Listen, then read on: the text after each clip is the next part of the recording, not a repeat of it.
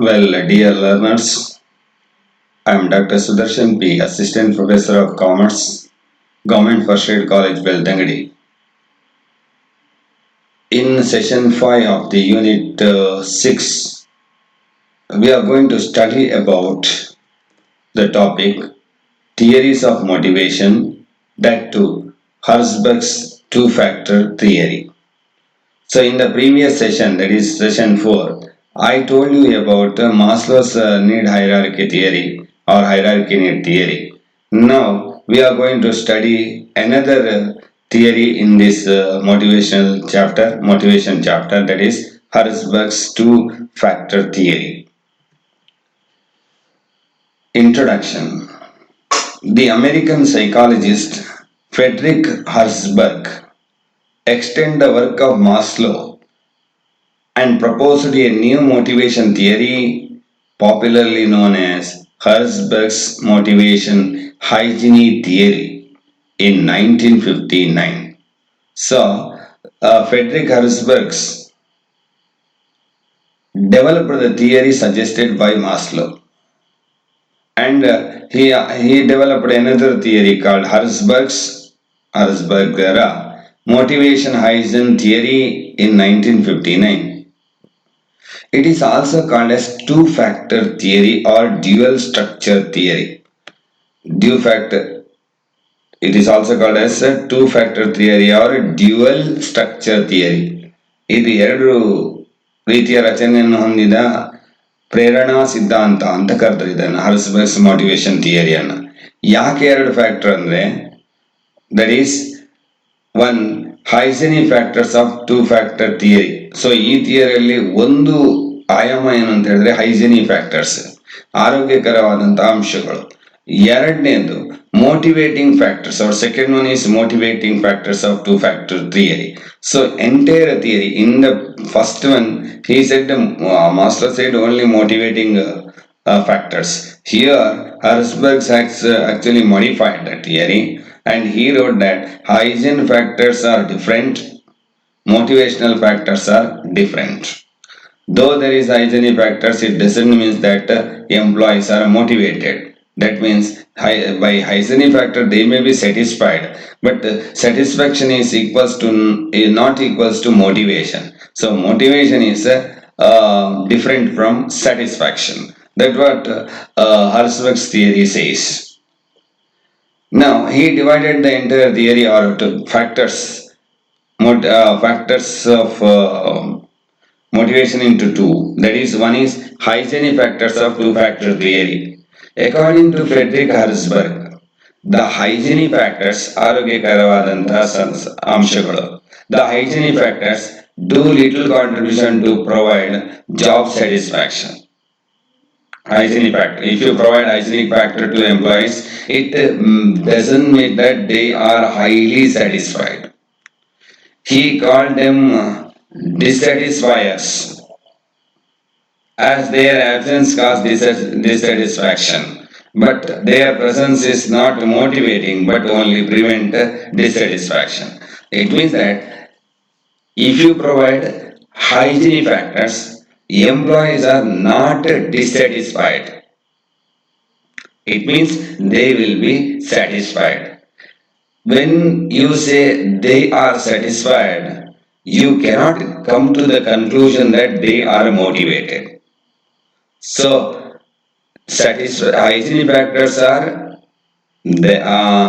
the solution to dissatisfaction, but not for motivation.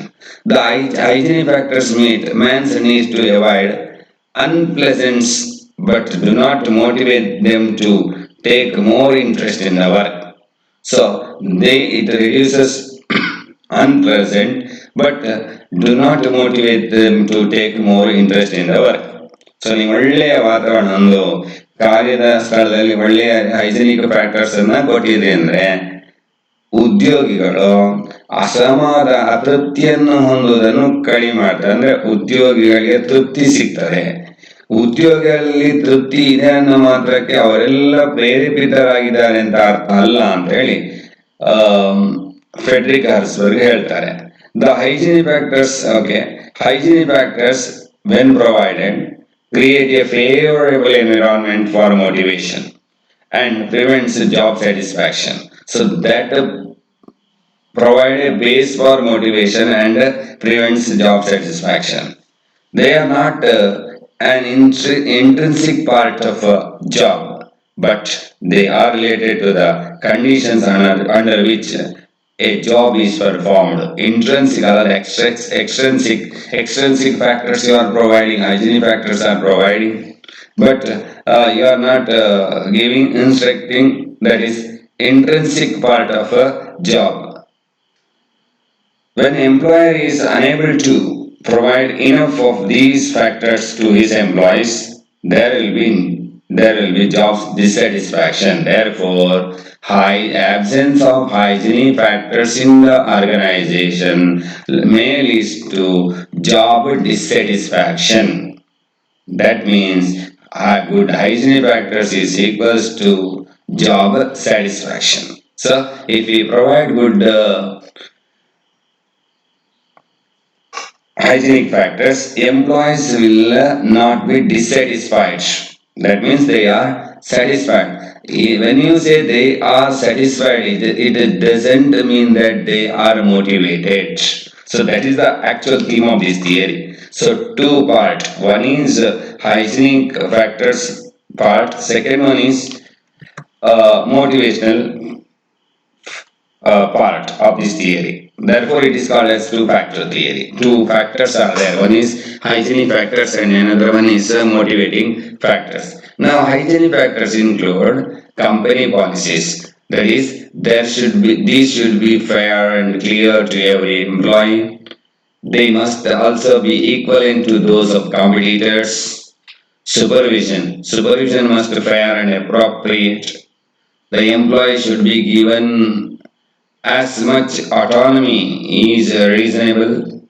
Next one is relationship. There should be no tolerance for bullying or cliques. A healthy, amicable, and appropriate relationship should be exist between peers, supervisors, and subordinates. Amicable and appropriate relationship among or between the employees, peers or superiors or subordinates. Next, work conditions or working condition. Equipment and working environment should be safe, fit for purpose, and hygienic one. Okay, next salary. The pay structure should be fair and reasonable. It should always be competitive with other organizations in the same industry. Status. The organization should maintain the status of all employees within the organization. Performing meaningful work can provide a sense of status.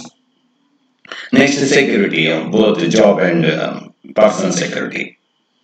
Right? It is important that employees feel that their job is secure and they are not under the constant threat of being laid off. That is, safety and security of job as well as life, it should be ensured. Right? These are all considered as hygienic factors. If we provide, our managers, our company provides these hygienic factors, employees will be satisfied. That means there will be absence of dissatisfaction. So, according to Asberg, there are two factors, right? As far as motivation is concerned, one is hygienic factors, which includes the points that I said so far. If a company provides hygienic factors to the employees, definitely employees will not be dissatisfied. That means they will be satisfied. Again, Arsper says that all employees are satisfied means doesn't means they are all motivated. Therefore, he says there are other factors called motivating factors of two-factor theory. So hygiene factor on one hand they satisfy the employees, whereas motivating factors definitely motivates the employee to perform at their level best. Motivating factors act as a force of job satisfaction. They create positive and long-lasting effect on employees' performance and are related to work itself. Adequate provision of such factors called satisfiers. They make people happy with their jobs because they serve man's basic needs for psychological growth. In addition, they also motivate employees in their work. So those factors which will influence or motivate or inspire employees in their work. Such factors are five and are called motivators by Herzberg. So Herzberg consider these factors as motivating factors. They include the following. First one, achievement. A job must give an employee a sense of achievement. So, job should be challenging one.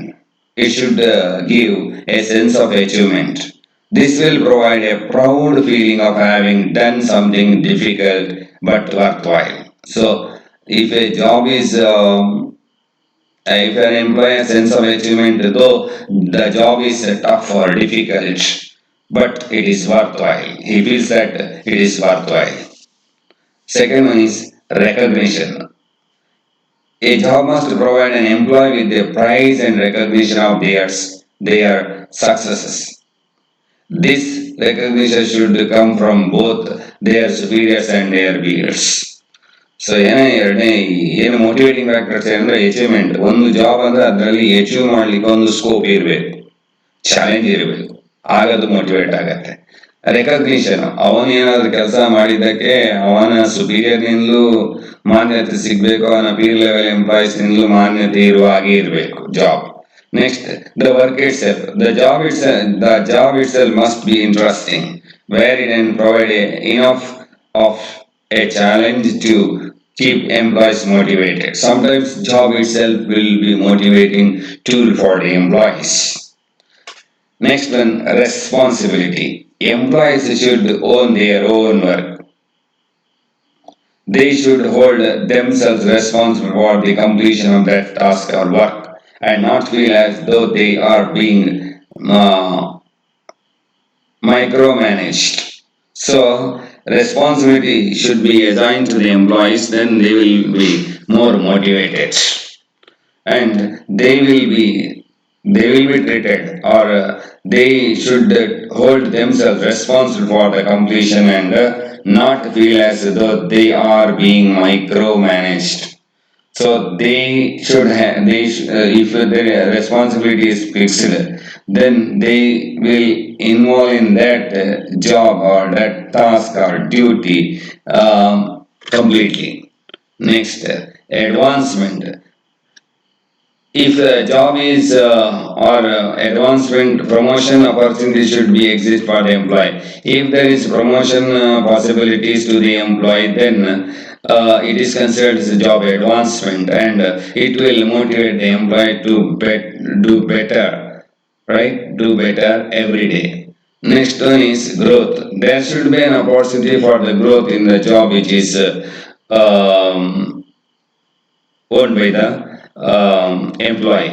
The job should give employees the opportunity to learn new skills. This can happen either on the job or through more formal training. So such matters can be inculcated only by formal training.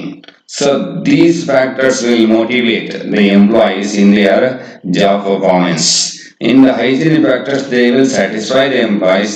It may not mean that they are all motivated. To motivate, there is a separate set of factors, that is achievement, recognition, the work itself, responsibility, advancement, growth, right?